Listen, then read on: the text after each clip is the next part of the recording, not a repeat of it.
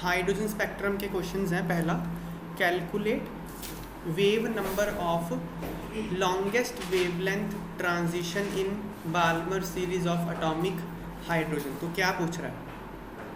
Balmer series की longest wavelength पूछ रहा है। तो यहाँ हम देखते हैं बाल्मर सीरीज है क्या। ये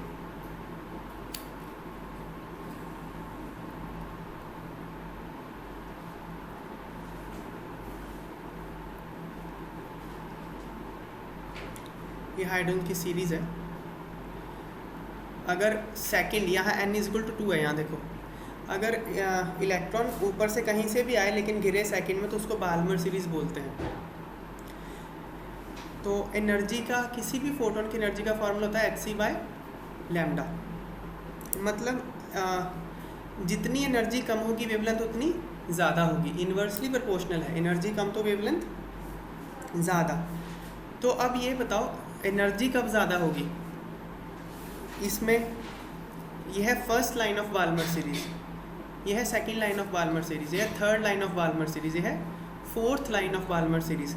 इस तरह से पूरे बाल्मर सीरीज़ में सबसे कम एनर्जी का इसकी होगी फर्स्ट लाइन की। जितना ऊपर से गिरेगा इलेक्ट्रॉन उतना एनर्जी ज़्यादा रिलीज़ करेगा, यही ना। तो जितना ऊपर से गिरेगा उतना एनर्जी ज़्यादा रिलीज़ करेगा और जितना नीचे से गिरेगा उतना एनर्जी कम रिलीज़ करेगा। तो सबसे कम एनर्जी कब रिलीज़ होगी? जब इलेक्ट्रॉन 3 से 2 गिर रहा है। तो इस लाइन की, बाल्मर की फर्स्ट लाइन की एनर्जी सबसे कम है, इसलिए उसकी वेवलेंथ लॉन्गेस्ट है। तो आपसे उसी लाइन की वेवलेंथ पूछ रहा है। क्वेश्चन समझ में आ गया? Calculate the wave number of longest wavelength transition इन, हाँ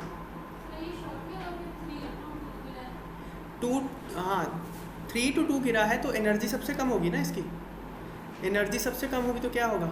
वेवलेंथ सबसे ज़्यादा होगी। क्लियर है ना? तो वेवलेंथ ज़्यादा होगी, इसी का वेव नंबर पूछ रहा है ये। जितना इलेक्ट्रॉन ऊपर से गिरता है उतनी एनर्जी ज़्यादा रिलीज़ करेगा। तो उसने लॉन्गेस्ट वेवलेंथ मतलब मिनिमम एनर्जी पूछा है। क्लियर हो गया ना?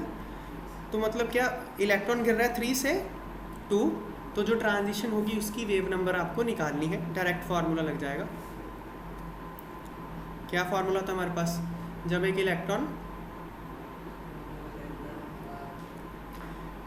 ये होता है ना wave number 1/λ is equal to wave number is equal to RH 1/n1² minus 1/n2² into Z²। जब एक इलेक्ट्रॉन N2 शेल से N1 शेल गिरता है तो जो फोटोन रिलीज होता है उसका वेव नंबर का ये फॉर्मूला है। RH की वैल्यू ये होती है। तो यहाँ पे क्योंकि हाइड्रोजन है इसलिए Z की वैल्यू 1 हो जाएगी, N1 की वैल्यू 2 है, N2 की वैल्यू 3 है, यहाँ पुट कर दो तो इतना मीटर इनवर्स आंसर आ जाएगा। यही इसका वेव नंबर है, यही पूछा था।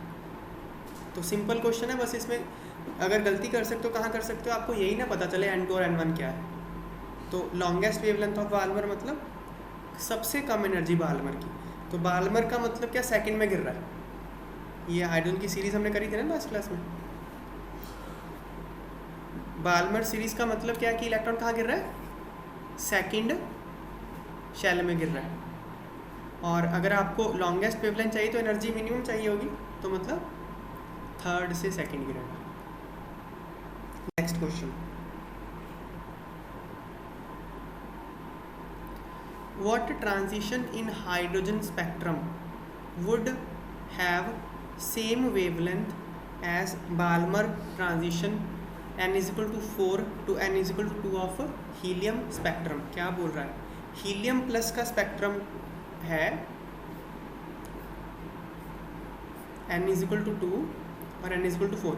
हीलियम में 4 पे 2 पे इलेक्ट्रॉन गिरा तो कुछ वेवलेंथ होगी, यहाँ फोटोन रिलीज होगा, उस फोटोन की कुछ वेवलेंथ होगी।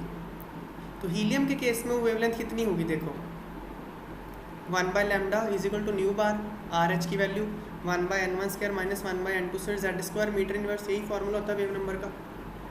तो हीलियम प्लस के लिए Z की वैल्यू कितनी है? 2 है, और हाइड्रोजन के लिए Z2 है। खैर पहले मैं हीलियम प्लस का निकाल रहा हूँ। For transition from n is equal to 4 to n is equal to 2 in helium plus 1/λ helium plus is equal to ये वैल्यू ये आ जाएगी। ये स्टेप क्लियर हो गया क्या किया हमने। हीलियम में एक ट्रांजिशन हुई है, यहाँ फिर से ड्रॉ कर देता हूँ। हीलियम में ट्रांजिशन हुई है 4 से 2। तो इस ट्रांजिशन में जो फोटोन निकलेगा उस फोटोन का वेव नंबर है ये स्टेप क्लियर है। हाँ, अब वो बोल रहा है कि सेम वेवलेंथ हाइड्रोजन के स्पेक्ट्रम में कौन सी ट्रांजिशन से आएगी, ठीक है ना। सेम इस फोटोन की जो भी वेवलेंथ है, अब हाइड्रोजन में करना है ट्रांजिशन। देखो ये हीलियम प्लस था, ये ट्रांजिशन कहाँ हो रही है, हीलियम प्लस में। अब कहाँ करनी है, हाइड्रोजन में। तो हाइड्रोजन में N2 से N1, N2 और N1 की वैल्यू मुझे पता नहीं है क्या है। N2 से N1 इलेक्ट्रॉन ने ट्रांजिशन करा, फोटोन निकलेगा। वो बोल रहा है इस फोटोन की और इस फोटोन की वेवलेंथ सेम होनी चाहिए। What is value of N2 and N1। Question समझ में आ गया। क्वेश्चन पढ़ो एक बार फिर से। What transition in hydrogen spectrum, मतलब हाइड्रोजन के स्पेक्ट्रम में इसमें कौन सी ट्रांजिशन, मतलब N2 से N1 कहाँ, कौन सी transition would have same wavelength हो एज, जैसे कि बाल्मर ट्रांजिशन। मतलब बाल्मर ट्रांजिशन मतलब N जो गिरेगा 2 में, बाल्मर का मतलब क्या होता है, ऊपर कहीं से आए गिरे 2 में। तो गिर कहाँ से रहा है, 4 से 2 गिरे हीलियम प्लस में। यही क्वेश्चन है ना। तो क्या करना है, वेवलेंथ इक्वेट कर दो बस दोनों की। हीलियम की वेवलेंथ आ गई। अगर हाइड्रोजन में N2 से N1 गिरता है तो wavelength 1/λ RH 1/N1² minus 1/N2², Z की वैल्यू 1 होती है, इतनी आ जाएगी। और ये दोनों क्या है, इक्वल है। क्वेश्चन में बोल रखा है दोनों को क्या कर दो, इक्वेट कर दो। इक्वेट कर दिया, ये आ गया। इसको अगर हम सॉल्व करेंगे तो N1 1 आ जाएगा, N2 2 आ जाएगा।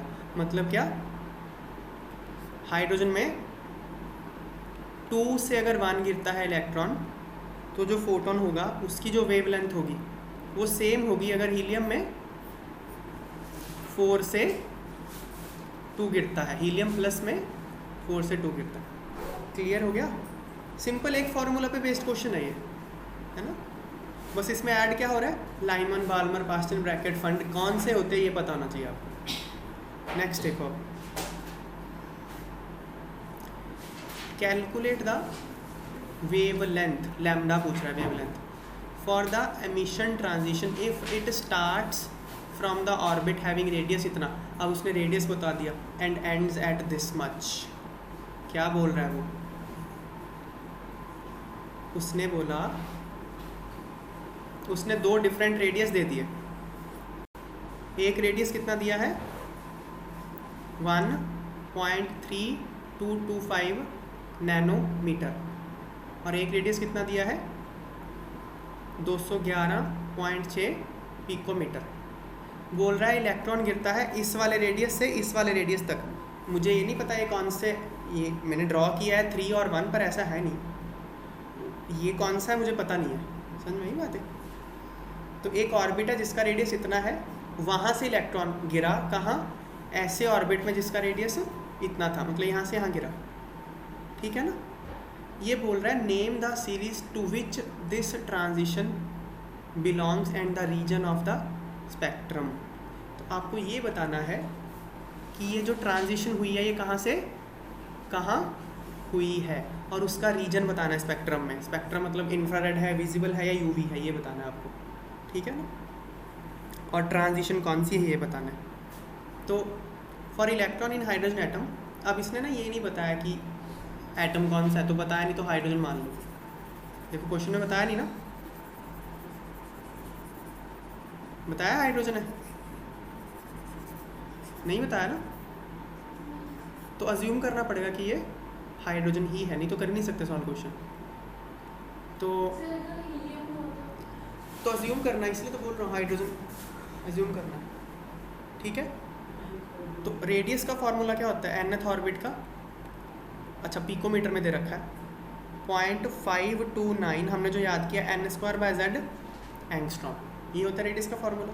z की वैल्यू क्योंकि हाइड्रोजन हमने अज्यूम किया तो 1 हो जाएगा, तो 0.529 0.529 इंटू n स्क्वायर एंगस्ट्रॉम, ये हो जाएगा। तो नैनोमीटर में अगर करेंगे तो कैसे करेंगे, 10 से डिवाइड कर देंगे ना। 10 एंगस्ट्रॉम क्या होता है, 1 नैनोमीटर। तो 1 एंगस्ट्रॉम कितना हो जाएगा, 0.1 नैनोमीटर। तो ये इतने एंगस्ट्रॉम मतलब 0.529 n square, 1 angstrom is 0.1 nanometer. तो हो जाएगा 0.0529 n स्क्वायर नैनोमीटर, ये ले, ठीक है ना। और ये पिकोमीटर में आएगा इतना। तो रेडियस की दोनों वैल्यू इतनी आ जाएगी। पिकोमीटर कैसे होता है, 100 picometer is equal to 1 angstrom, ऐसे ही होता है ना। 1 एंगस्ट्रॉम की वैल्यू 100 पिकोमीटर होती है। ये बातें पता है ना, नहीं पता तो नोट कर लो। 1 एंगस्ट्रॉम 100 पिकोमीटर, 1 एंगस्ट्रॉम 100, ये होता है 10⁻12 metre is 1 picometre. 10⁻10 angstrom, 10⁻10 metre is 1 angstrom. 10⁻9 metre is 1 nanometre. ये सारे कन्वर्जन हमने पहले करे हैं, यूनिट सारे, नहीं करे तो नोट कर लो, ये सारे यूज़ हो रहे हैं। तो रेडियस का ये फॉर्मूला होता है nth ऑर्बिट का। अब उसने रेडियस की वैल्यू कितनी दे रखी है, इतनी दे रखी है।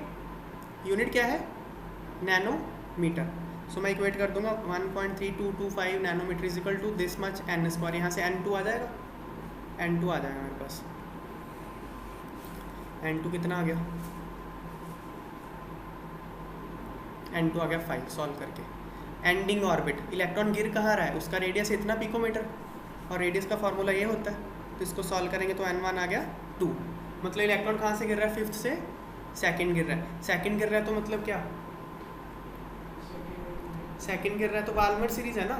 इलेक्ट्रॉन कहीं से गिरा है, गिरता अगर 2nd में तो बाल्मर सीरीज में होता है। ये बाल्मर सीरीज की कौन सी लाइन है, देखो 5th से 2nd गिर रहा है। यहाँ बाल्मर सीरीज पे नज़र मारते हैं, 5th से 2nd गिर रहा है इलेक्ट्रॉन, ये रही बाल्मर सीरीज।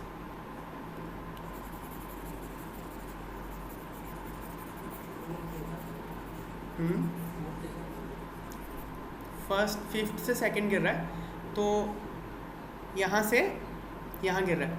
ये है बाल्मर की फर्स्ट लाइन, ये है बाल्मर की 2nd, और यह है बाल्मर की 3rd लाइन। मतलब जो गिवन ट्रांजिशन है that is 3rd line of Balmer, 5th से 2nd। कैसे पता चला 3rd है, 2 में कितने जोड़ दो, 3, तो 5 आ जाएगा। 5th से 2nd गिर रहा है, this is 3rd line of Balmer series. और बाल्मर सीरीज़ की जो पहली 4 लाइन होती हैं वो विजिबल रेंज में आती है, समझ में आई बात। बाल्मर सीरीज़ की पहली 4 लाइंस विजिबल रेंज में आती हैं। तो ये क्योंकि ये 3rd लाइन है तो पहली 4 में ही आ गया ना, इसलिए विजिबल में आती है। बाल्मर सीरीज़ पूरी विजिबल में नहीं आती, बाल्मर की फर्स्ट 4 विजिबल में आती है, उससे ऊपर वाली यूवी में चली जाएंगी। 5 से लेके लिमिटिंग लाइन तक ना वो यूवी में चली जाती है बाल्मर की, ठीक है ना। तो 10 electron falls from 5th to 2nd orbit, this is 3rd line of Balmer series. First 4 line of Balmer series are in visible range, hence given spectral line belongs to visible region. समझ में आ गई बात।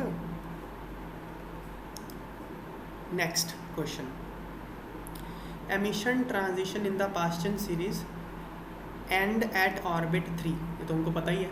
Paschen series किसको बोलते हैं, जब electron 3rd में गिरे। एक बार फिर से देख लेते हैं यहाँ पे, ये हाइड्रोजन स्पेक्ट्रम है। अगर वो 3rd में गिरता है इलेक्ट्रॉन तो पास्चन सीरीज बोलते हैं उसको। यही वो लाइन बोल रहा है बात, ये तो हमको पता ही है।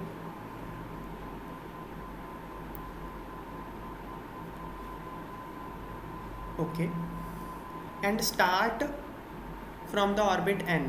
तो गिरता है 3rd में, और शुरू कहाँ से होता है, n से गिरना। मतलब कैन बी रिप्रेजेंटेड एज, अब यहाँ ना फ्रीक्वेंसी दे रखी है, देखो हमने पढ़ा है wave number is equal to RH 1/n1 square. n1 Paschen के लिए होता है 3 स्क्वायर माइनस 1/n2 की n2 स्क्वायर, n2 को उसने n लिखा है, इतना आ गया ना।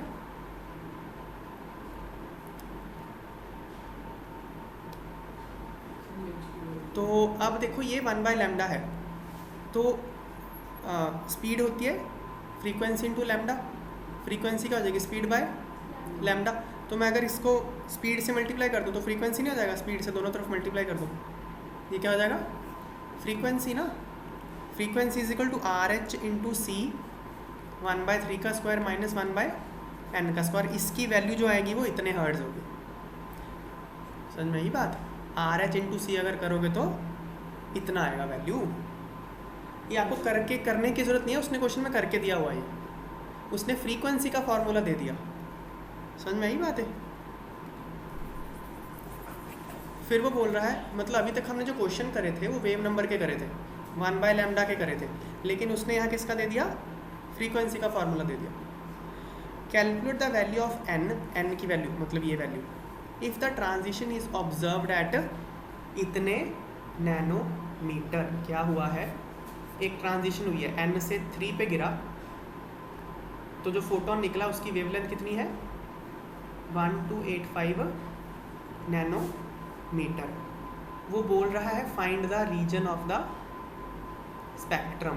तो n की वैल्यू फाइंड करनी है। पहली बात तो रीजन तो मुझे पता है, इंफ्रारेड है, पास्चन सीरीज़ है ना ये, तो पास्चन सीरीज़ सारी इंफ्रारेड में होती है, तो रीजन तो मुझे चली गया पता। तो रीजन तो मुझे ऐसी n करने की ज़रूरत नहीं है, लेकिन उसने n पूछा है, कैलकुलेट करो बोल रहा है, तो n निकालना पड़ेगा। तो सेकंड पार्ट का आंसर तो मुझे पहले से ही पता है, ठीक है ना, तो निकाल लेते हैं भाई सीधा। तो देखो वेवलेंथ कितनी है, इतने नैनोमीटर, इसको मीटर में करेंगे तो 10⁻⁹ मीटर हो जाएगा। स्पीड इतनी होती है, फ्रीक्वेंसी क्या होती है, स्पीड बाय लैम्डा, कर दिया तो इतने हर्ट्ज, क्या आ गई, फ्रीक्वेंसी आ गई। और फ्रीक्वेंसी का ये फार्मूला आपको गिवन है, इक्वेट कर दो, इक्वेट कर दिया, ठीक है भाई। सॉल्व करके n कितना आ गया, 5, मतलब कहाँ से गिर रहा है, 5th से 3rd पे गिर रहा है। For hydrogen spectrum Paschen bracket fund series lie in infrared, तो ये इंफ्रारेड में आएगा।